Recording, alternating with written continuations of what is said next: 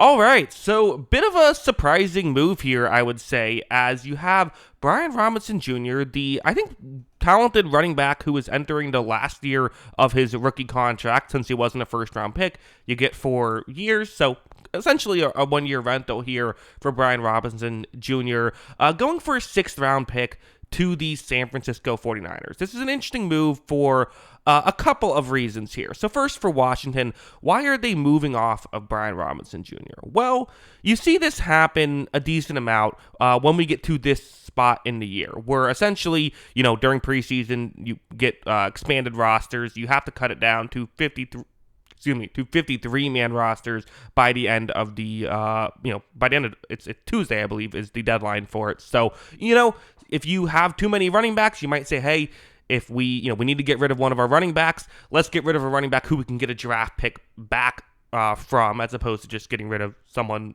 that maybe you wouldn't get that value from. They also, I don't think, feel like Brian Robinson Jr. is now running back 1 or 2.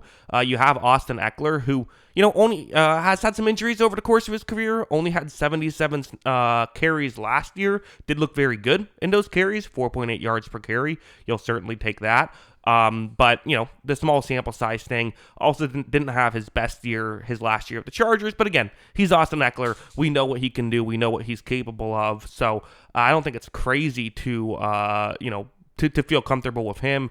And then there's just this new thing of the his name is listed as Jacory, but he goes by Bill, so I don't know why his name just isn't listed as Bill. But Bill Korsky Marriott, who has kind of gotten some buzz on, I think, like Dynasty Fantasy Football Twitter recently, but he is someone who they feel comfortable with. Clearly, they feel like maybe he won the backup job in this situation. He was a 7th round pick this most recent draft, but if they feel like he's running back too, well, then let's trade Brian Robinson Jr., who is still a very good player in his own right. Like, Brian Robinson Jr. is not a bad running back, and so I think for the 49ers, this just feels like an absolute win for them, especially when, McCaffrey's already, when healthy, just so much to deal with, right? He is so talented, he can move so effectively and can still run you over.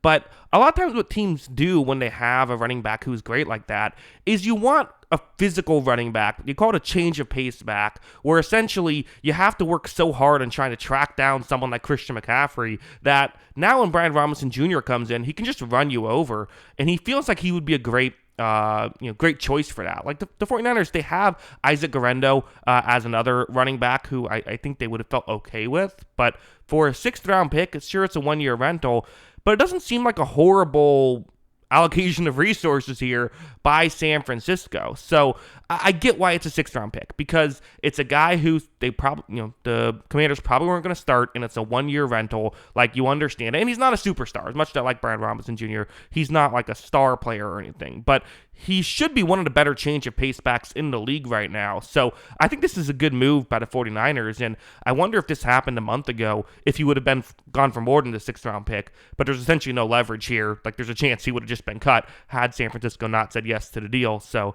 the 6th round pick, you'll take it if you're Washington. But yeah, I think it's a good move by the 49ers. And hey, for Washington, again, a guy who, if you weren't going to play him much this upcoming season, might as well get a pick for it. I understand it, but if I have to give a win to this, I'll say that the 49ers won on paper, but we'll see how it goes. But yeah, those are my thoughts. What are yours? Let me know in the comments below.